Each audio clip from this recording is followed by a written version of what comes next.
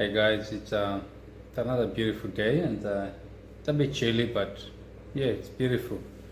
Just coming here to to talk about the food security. We've seen how the government of Kenya is trying to tax people and all that, and to give them. It's not like an option, but it's like a mandatory to save for a home. And you look at the whole picture, it is something that is coming in good faith, but the timing and the way it's done, maybe it's not right. It's good to pay taxes, and I think the president and his government should know that people are already paying taxes. It's just that there are people who are supposed to pay taxes are not paying. If the president and the government of Kenya could go for those who are not paying taxes at the moment and just put on hold any tax increases,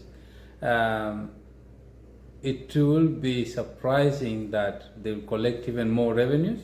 And if they seal the loopholes that the money is going into, it won't surprise me that they will even make double the collection of the revenue, the tax that are supposed to be collected.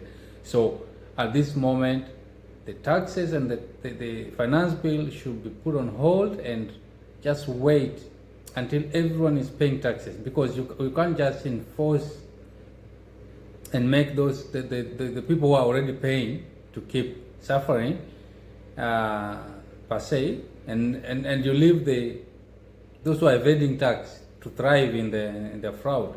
So, Mr. President and your government, please, I know you are a good person and you mean well, but just go seal the loopholes, collect the taxes from those who are not paying taxes, and you will come and now put it level, now everyone to pay whatever you want them to pay. And because I believe paying taxes it's a way of improving people's lives if the money is put to use, because some taxes are just paid and people open their bellies and they take the money and they use it anyhow. But if we are able to seal the corruption, one, we seal the corruption, and then two, we collect revenue and the taxes from all businesses and all the people who are supposed to pay and are not paying, because those are the people who are fleecing our country and making it hard for everyone else. Another thing, I was going to talk about food security. The government should not be involved at all in food production. Once the government starts involving itself in food production, you find that there will be a lot of corruption issues, and case in this place, case in point is about the Galana Kulalu.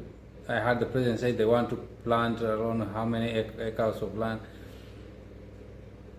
People will start stealing money. People will sell that food. It will not go to people. They'll put the money in the pocket. So the issue should be, and the idea should be, the government should support farmers and even give incentives to farmers who plant food, because the first thing is to encourage people to plant food to feed themselves first, then sell the surplus, because people are not just going to plant food and sell. No, they need to feed themselves, feed their children, and if there's anything remaining, now they can sell. Stop focusing on avocado or some cash crop sending out to Europe and China. No, focus on feeding our people. Feed yourself first, then sell the surplus, and then that way we will have a healthy nation and everyone will be happy. And the government will not have this picky ponky of sending food every year there's drought. They'll be busy buying food from the farmers and storing food. That we'll have food banks in the country. We don't have to be running to donors for food when we can do it. Right now the rains are here and no one is even talking about tapping the rainwater to store it for use during the drought season. If that water from the rain just for 3 months will be tapped and put in dams, I bet no Kenyan should die of hunger. No one should complain that there's no food. This story of, oh, unga this, unga that, should not be on the lips of Kenyans.